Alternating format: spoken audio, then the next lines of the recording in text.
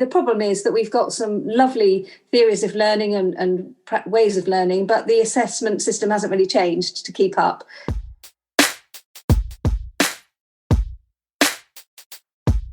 But you do have students whose spelling is so difficult for them that they can't use a spell check. You know, they don't even know the first two letters of the word, and if they get alternatives coming up, they don't know which one to choose. I'm at home. I go with surprises, not prizes.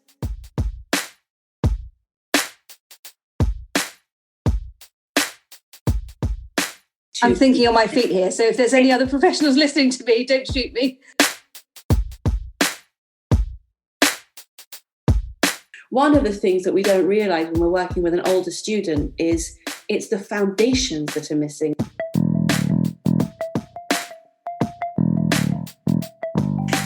Welcome to the Qualified Tutor Podcast. I'm your host, Ludo Miller, and I'll be interviewing tutors and thought leaders from across the tutoring landscape to inspire, inform, and motivate you to become the best tutor you can be. The Qualified Tutor community is a safe and supportive space for tutors who love to learn and grow. We offer training, resources, ideas, and a chance to connect with like-minded tutors. If you'd like to continue the conversation, join our Qualified Tutor community at www.qualifiedtutorcommunity.org or find it in the show notes. Welcome, Hazel. We're really, really lucky to have Hazel Barnett on our podcast today because Hazel has just joined the 4-part course with Manning's tutors. And Hazel immediately set herself apart by showing the expertise that she was bringing to the table. And I couldn't let her slip through my fingers without bringing her on for a podcast and letting you benefit from her experience also. So what I've learned about Hazel so far is that after a background teaching in maths and chemistry in secondary school, Hazel decided to do an M.Ed, an MA in education, and then went to specialise in dyslexia, dyscalculia, and learning styles. Learning theories of learning. So the thinking around how we build memory, how we recall things. And then specifically, because of that expertise, Hazel was able to work with the children in her school on arranging access to exams. So access arrangements is a very specific area of specialism to be able to ascertain what kind of access arrangements a student should be having for their GCSEs or A-levels. And so to be able to hear from you, Hazel, with your experience as a tutor since 1991, you told me, with your background in learning about how we learn, how we remember, and how to make learning as concrete as possible, because you told me that you're a lifelong learner and you've been learning, taking on as much as you can, even since you've retired. And then, Hazel, this extra element of being able to explain to us how students are eligible for extra help in exams. Now, of course, we're not going to be doing exams the way that we're used to this year, which makes it more interesting to think about what we'll be doing instead. And so we want to hear about that also, about what are going to be the universal factors in preparing our students for exams, so that even when things are done differently, we're prepared as tutors to give parents the signposting that they might need. So there's a ton there to talk about. And as you know... I don't really know, actually, if I'm honest. As you know, our first question is always, just to warm up and sort of get to know you as a person, is to ask you, Hazel, what kind of a learner were you? I was a very conscientious learner. You could have said I was a bit of a swot. I just loved studying, and I was very competitive, and I wanted to be top of the class, and I wanted to get top grades. And yes, I definitely learned. I had a very, very good memory when I was younger, and that was such an asset. But I just memorized notes, but I had a certain degree of understanding as well, because I went on to study science, so I could understand concepts. But sometimes I actually learnt the methods in maths, and then the meaning came later, which seems the other way around for how we've advised now. But I would say I was a procedural learner more than a conceptual learner. Right. I really find that distinction very, very helpful. We talk about that distinction quite a bit. Certainly, a couple of weeks ago when we were speaking with Judy Bryce about dyscalculia, and we were talking about how important it is to build concept. But then sometimes you want the quick wins of the procedure, don't you? You just a few months before the GCSE, you have to go for procedure. I mean, the problem is that we've got some lovely theories of learning and ways of learning, but the assessment system hasn't really changed to keep up. So one of the courses I did described our stultifying assessment system. So you can really promote good learners and all sorts of variety of bringing on their learning, and then they've still got to sit behind that paper and be timed and answer the questions that are set before them. So it is tricky, but you do have to go for procedure for the last few months and old papers and everything for GCSEs, definitely. It's madness. There's lots of conversation in the community, in the qualified tutor community, about what might turn out to be the improvements that might happen in our final assessments. If it is that we're being dragged away from exams, what's going to happen instead? Could you talk to us maybe a bit about that? How do you think that we should be assessing our students? Well, I think the GCSEs used to be more dyslexia friendly than they are now. I think we ought to go back to having a coursework component because that shows a particular strength in some students that might get exam stress. For example, a few years ago, the English GCSE, you would do a controlled assessment, and I think it is good that when it's largely done in school under the teacher's auspices rather than a lot done at home where you can have a lot of input and it can be a bit subject to sort of abuse, as it were. But English GCSE, you were tested on your controlled assessment, an oral presentation, and your exam, and it gave a much more balanced assessment.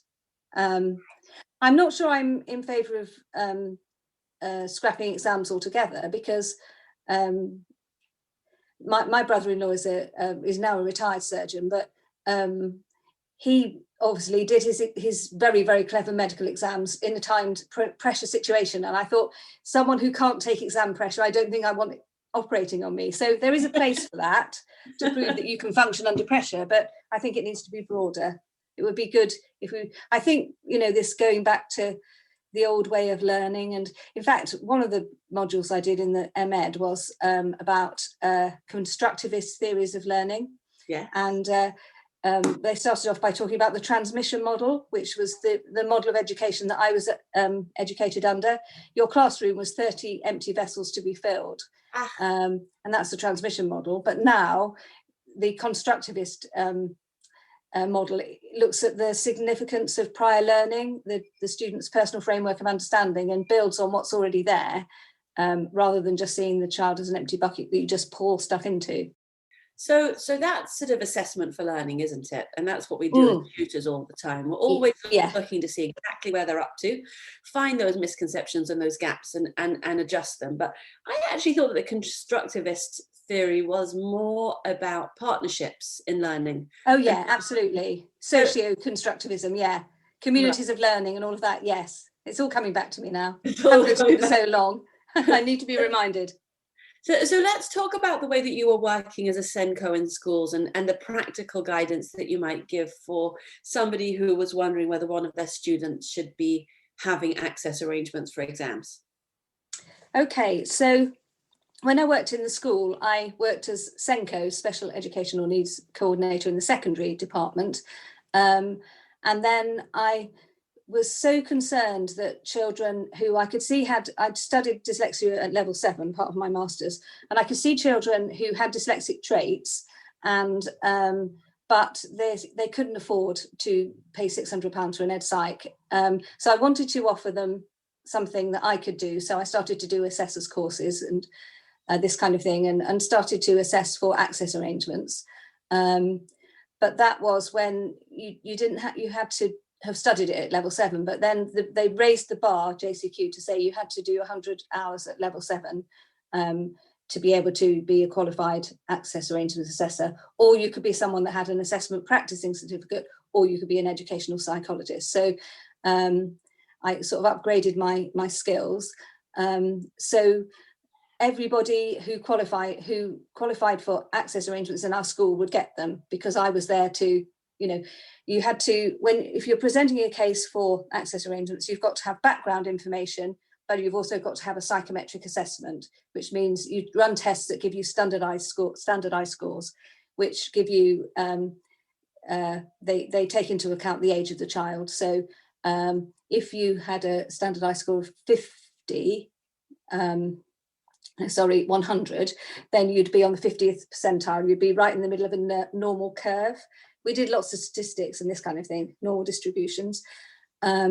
So standardized score 100 is a 50th percentile.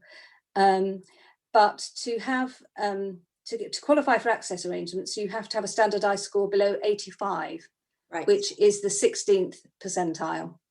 So it means you're in a typical group of students of one age group. You took a sample of 100, then the children in the bottom 16, as it were, score-wise, would qualify for access arrangements. But it has to be the right test to release the right access arrangements. An access arrangement is an arrangement allowed by the exam board if you have a learning difficulty that will create a level playing field for you. That you might have slow processing speed, but you might be very, very good at concepts and understanding, but you can't finish the exams, so you never get the grades that you deserve. So when you fill in what they call a Form 8, when you apply to the to JCQ, you fill in basically a Section A, or Part 1, I think is now, which is like history of need, history of provision, current difficulties, current provision. And then the assessor assesses. The assessor has to be working within the centre, the exam centre, or closely associated. And that's my role now. I'm self-employed, closely associated. And you have to have a standardised score in your psychometric assessment below 85. So for extra time, I'd use tests of processing speed, phonological processing. That's phonological awareness, is awareness of sounds within words, and that goes into the whole area of dyslexia, which I could speak for hours on, as you can imagine.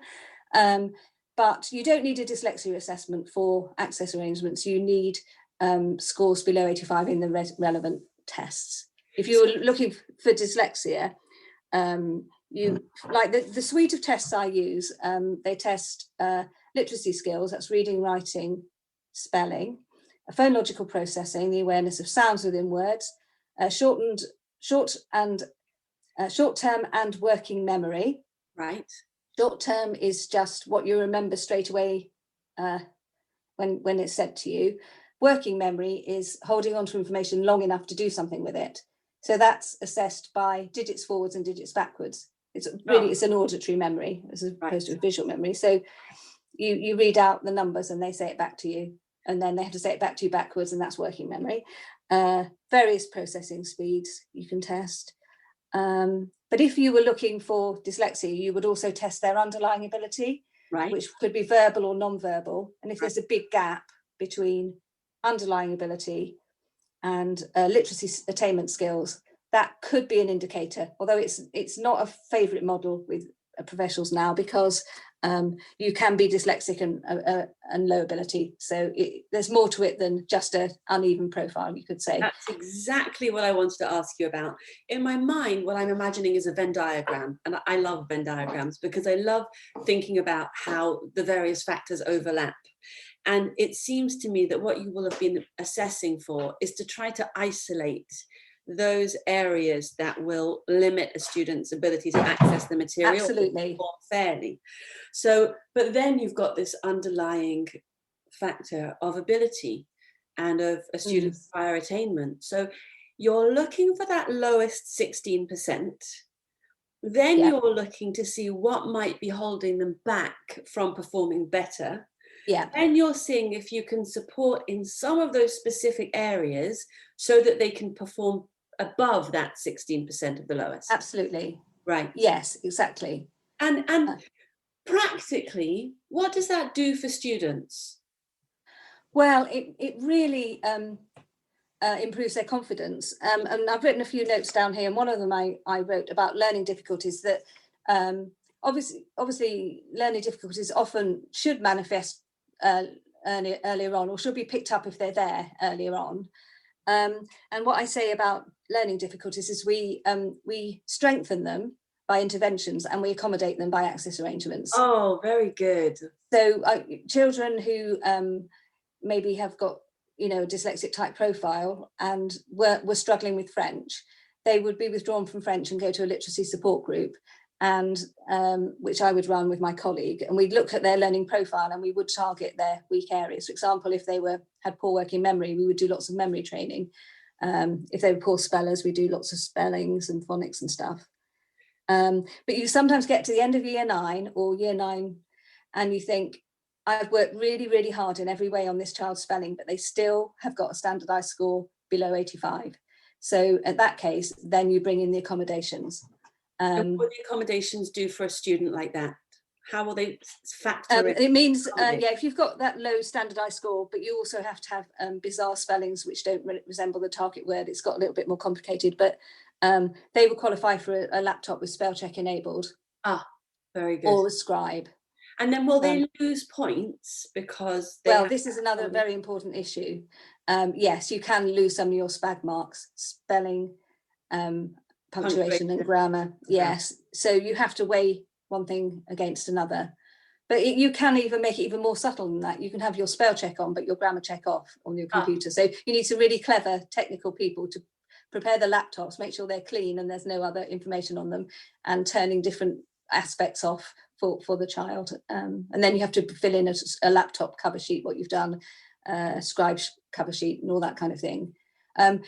The first port of call would be a laptop, because the exam board likes to promote independence. And actually it's easier to run in a big school, in a school setting where you have to provide extra rooms for children with access arrangements, if it's a scribe or a reader or something. But on a laptop, they can be in with the whole cohort. So it makes it easier to run. But the most important thing is they want to promote independence in the student. But you do have students whose spelling is so difficult for them that they can't use a spell check. Right. They don't even know the first 2 letters of the word. And if they get alternatives coming up, they don't know which one to choose. So for someone who has severe dyslexia, they would likely to have a scribe. Yeah. Right. It's not enough help for it to make the difference that it's needed. We had a lovely podcast with Nina Jackson, who specializes in special educational needs, and she calls it living and learning difficulties. And she talks about how technology can be used to sort of leverage the differences and help, inclusion, to help students cope in the classroom. And she's a big advocate of reader pens and reader apps, and voice notes, and anything that will help a person get their ideas down, partly to support their mental health. You're talking about confidence, and it's so much more than that, isn't it? Because a person can feel so disenfranchised in a learning community where they can't show what they know. Absolutely. And so another story's just come to my mind. Come on. My husband is was an A-level teacher. He's more into admin now, being vice principal, but he taught a child who was there's a framework in one of the dyslexia books. It's by Gavin Reed. He's quite one of the top people in dyslexia, as it were, and he goes with the input, cognition, output framework for learning. So with dyslexia, you can have a bit of blockage in the input, which is reading, or the output, which is writing, but your cognition stage, where you're forming your concepts and your understanding, can be really, really strong. Yes. And this is where the access arrangements come in so well. He had a child who couldn't get anything down on paper, just could hardly write at all, but was absolutely brilliant at history, ended up in Cambridge and doing really well at Cambridge. So if he hadn't had his access arrangements, it's removing the obstacles to display your knowledge, demonstrate your knowledge, but it must be a level playing field. It must not be to give you an advantage. It must not compromise the assessment. And in fact, I can tell you, the definition of a disability is it's a substantial impairment that has a long-term adverse effect on day-to-day activities. That's the definition under the Equality Act of 2010. So you have to, for someone to have an access arrangement, they have to fulfill all those criteria. You ask yourself, is it substantial, more than minor or trivial? Is it long-term, more than a year, I think they say? And does it have an adverse effect on their day-to-day life? And that's education. So Right. If you can, so when someone's borderline and I'm thinking, have I got enough normal way of working evidence and enough history of need, enough background in evidence? And sometimes you have the parents putting pressure on you to get these access arrangements, and you have to, it's quite, you have to maintain your integrity and have wisdom with it, really. But I flag that up. I say, can I really say that this is a substantial impairment that's had a long-term adverse effect on day-to-day activities? I think this is my question. How would you know that it wasn't poor teaching? If a student came to you and he'd been persistently, I happen to know a couple of students like this, and they were pulled out of their schools because it was not a good school. And the teachers in the school were not effectively supported by their leaders. So there was no way, the behavior wasn't good enough for the children to learn to write. And so those children have persistent gaps in their education. Would they be eligible for access, or would it be something else? It's a bit tricky because there are several definitions of dyslexia, and they've got different aspects to them. But one of them is that they fall short in their literacy attainment even after good intervention. Despite good teaching, they're still not making progress. Right. So that is a problem. I think because I've known the children in the school I worked in, and I knew the teaching was good, I knew that they were genuine learning difficulties, yes, and not poor teaching. So that is a tricky one. You see, what I said earlier about dyslexia is it can be that there's a difference between the underlying ability and the literacy attainment. But the other things that Ed Sykes would look for, or one that I read a report, would be, do they have an underlying processing difficulty? Right. And do they make mistakes typical of dyslexics? In other words, reversals and that kind of thing. So those are the kind of things I'd look for. And the processing side of things is not teachable, really. So even if someone has been poorly taught and their literacy was low, but you saw that they got fantastic working memory, fantastic phonological awareness, fantastic visual processing speed, it might flag up to me that this needs an intervention. It's not a basic intrinsic feature of their profile sort of thing. Very, very nice. So we're talking about these two. I'm thinking on my feet here. So if there's any other professionals listening to me, don't shoot me. Oh no, and we know that these are grey areas that we're talking about, and they're so complex, and every student is different. So the best thing we can do is share our knowledge so that people can make their own individualized judgment. So I think that's where I was going next, which is, so you've given us this lovely tool of thinking about intervention and accommodation, which are sort of the two tracks that you'd be supporting a student with any sort of special educational need, but even one who didn't meet the threshold. Those are the two things you'd be thinking about. So how would a tutor go about signposting parents, or even a school, if they find themselves working, as a tuition partner inside a school? How would they signpost to support this student to make sure that they had the best arrangements? I can't really say a good answer on that, if I'm honest, because I haven't really been in that position. I think, as I was saying to you earlier, it can be a bit awkward if the school is not particularly in favour of tutors, which we know can happen, because they might feel threatened that their teaching is not good enough and needs supplementing, or they feel that it's not fair that people who can afford it have tutors, sort of thing.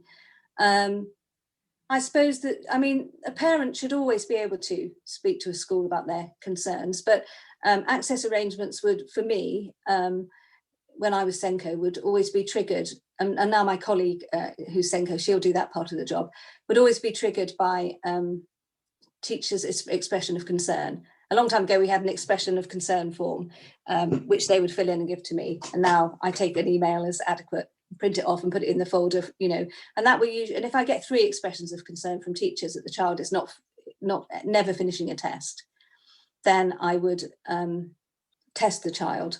But if a parent spoke to me, then that would still be an expression of concern, but I take it wider to email all the teachers saying, anybody else seeing this? And then gathering a bank of evidence, of which a parental concern could be part of it. Yeah.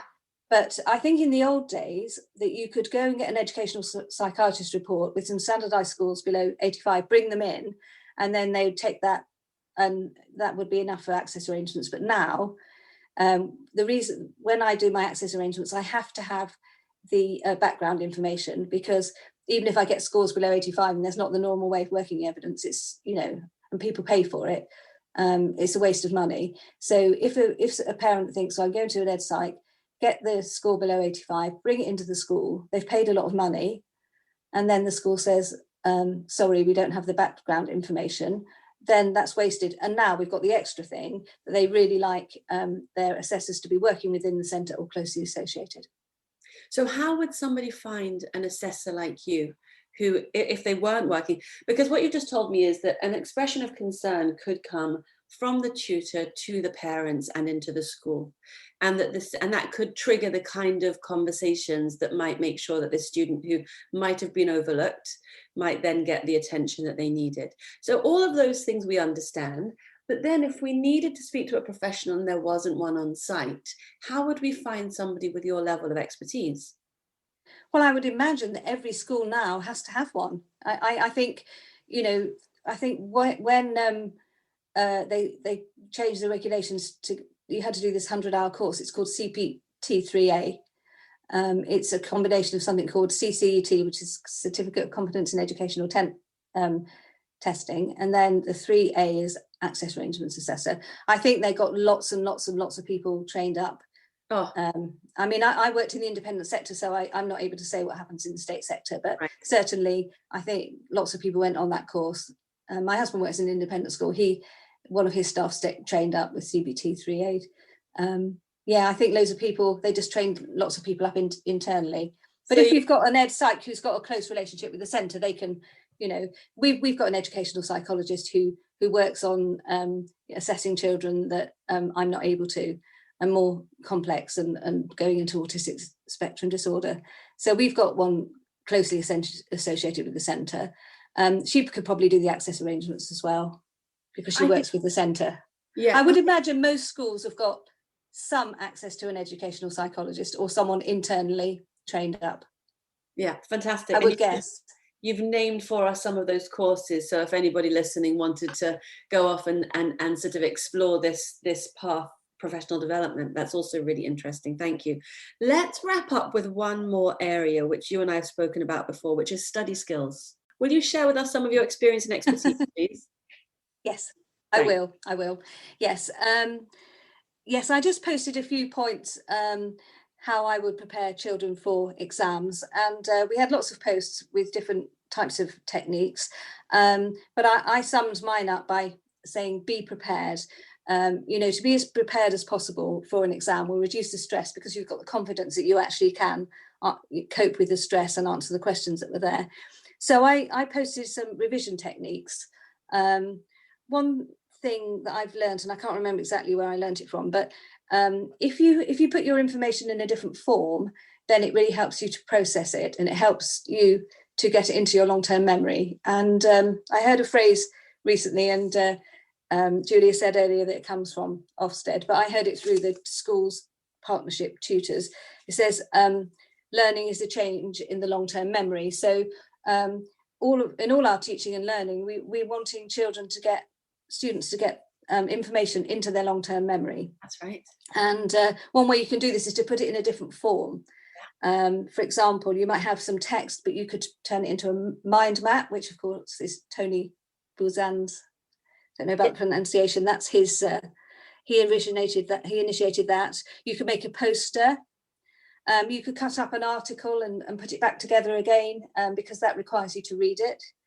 It's very interesting. Something came to me from my own experience in this. A few years ago, we, as a family, we were all trying to memorize the song, The 12 Days of Christmas, and get the order right. And I got it and I managed it. And I always used to learn things in a very linear way, like one after the other after the other. And I got it. And then I thought, I was in the Christmas quiz this year and I thought, I've lost it. I don't have it anymore. So I went online and I saw a picture of the 12 Days of Christmas. I thought, what I need to do is group them. There are many memory techniques, but one is grouping. Yes. So I thought I'm going to put them in groups and then I'm going to be able to remember them as groups. And it actually had a picture with 4 on the top, 4 in the middle, 4 at the bottom, lovely little pictures. And I just looked at them for a few minutes and I thought, well, I know the first 5. And then there are the 2 white birds in the middle. And G comes before S, geese and swans. And then there's somebody kneeling down, that's maids and milking. And then there are 4 on their feet at the bottom. And it was ladies dancing, lords are leaping, pipers piping, and drummers drumming, although the last line comes out in different order in some versions. But I just thought, isn't that amazing? I tried so hard to just learn it as a list. And I saw this picture with it illustrated and grouped, and I could learn it within a few minutes. So putting something in a different form or a visual form can really, really help. There's so many layers there, because I mean, I read that the American Psychology Society say that each time a piece of information is recalled, it becomes better embedded and easier to find next time. So I'm actually thinking that the memorization that you did in a linear way was then reinforced by the image and technique of the groupings and the fact that your mind's eye, you can go back to the pictures at the bottom, and then you can refer it back to the song, which is of course a fantastic way to learn. Absolutely. All of those things together are what we're doing, really. Because you mentioned that you did a course recently about hands-on learning, sensory learning, didn't you? Multisensory learning. Multisensory learning. Can I pivot you into that, because I'm so curious?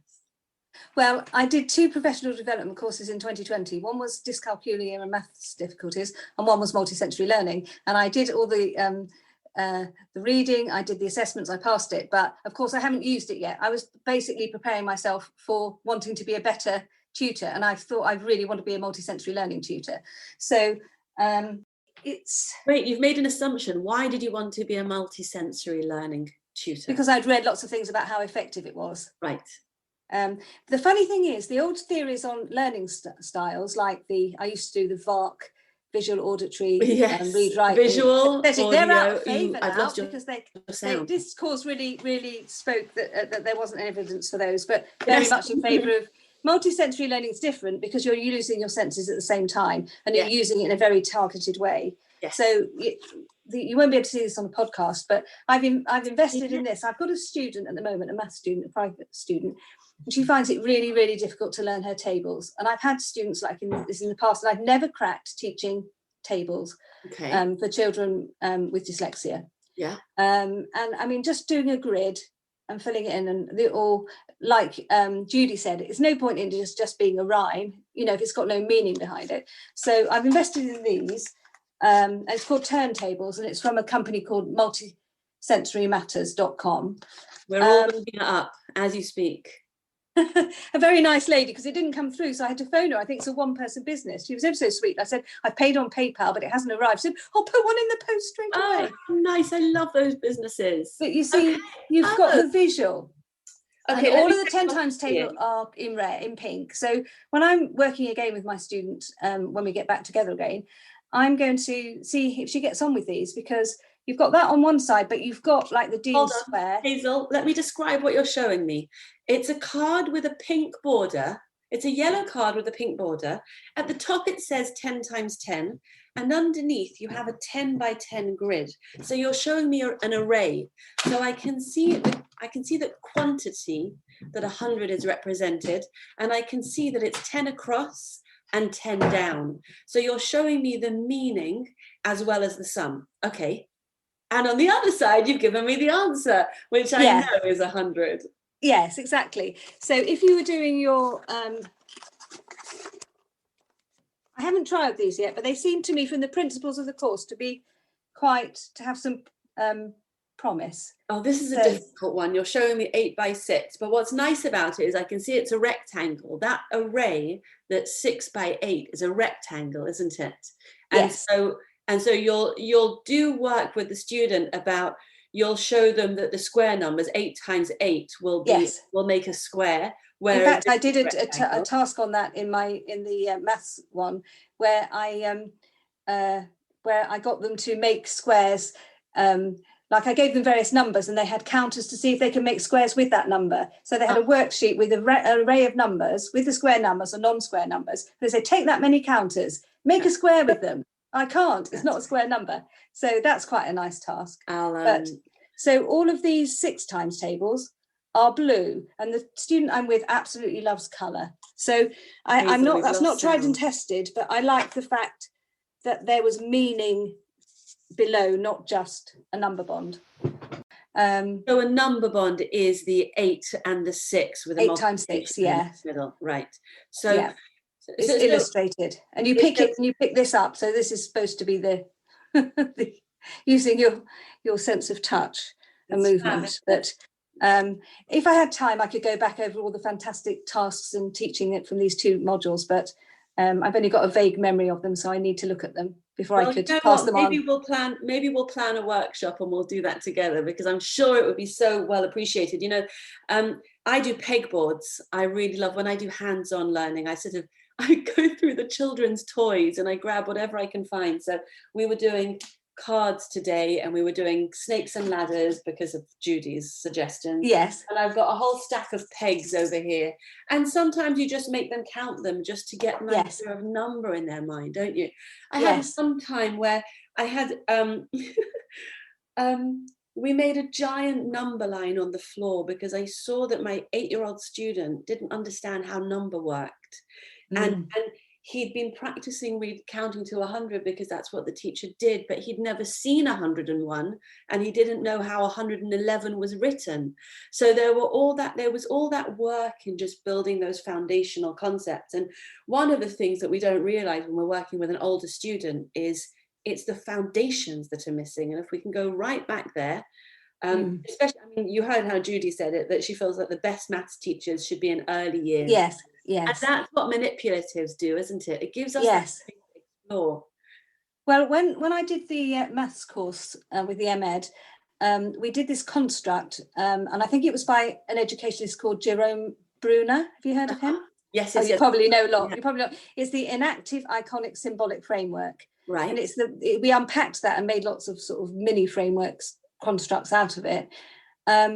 But his theory was that maths is learned through this process of inactive, iconic, symbolic. So inactive, you start with manipulative rules. You do the one-to-one correspondence. You're counting things, aren't you, when you start your maths?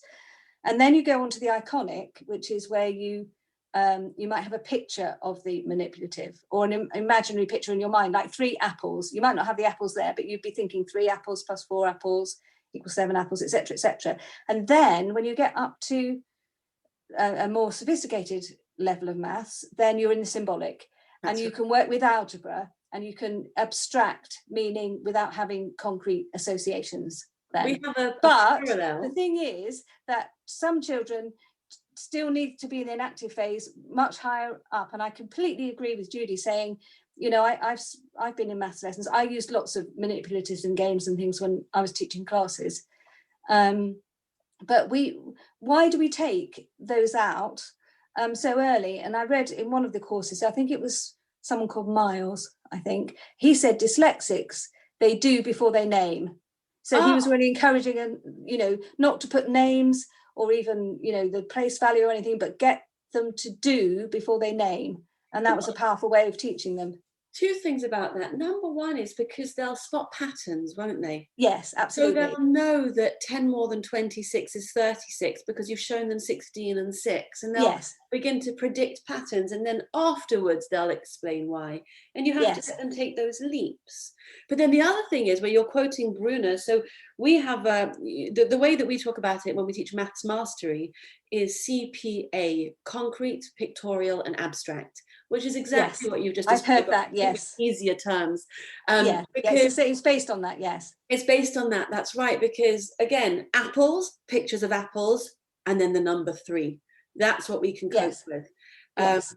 So I'm going to wrap up here, and I'm going to thank you so much for a few things, modeling this sort of, you see, because the title for our workshop on special educational needs is Barriers for Learning. Yes, that's what we did all the way. How do you dismantle the barriers to learning? Where is the barrier? That's what we looked at on the dyslexia course. Is it in the individual or is it in the environment? But of course, it's somewhere in between. Wow. That's so profound. The way that we love to talk about it is that our natural state is learning.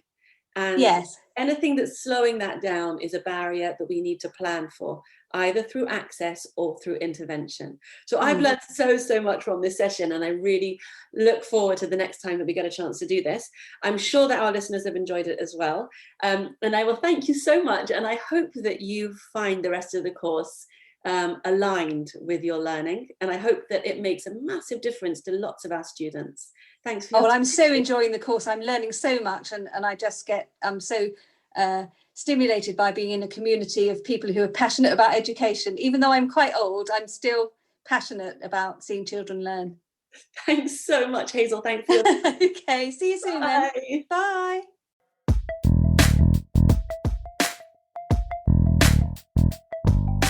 Thanks for listening to the Qualified Tutor podcast, where tutors share their expertise to support the tutoring community.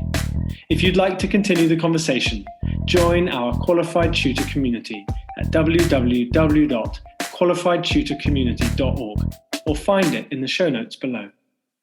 We exist to connect, share, and learn with you, because tutoring is a small job that makes a big difference.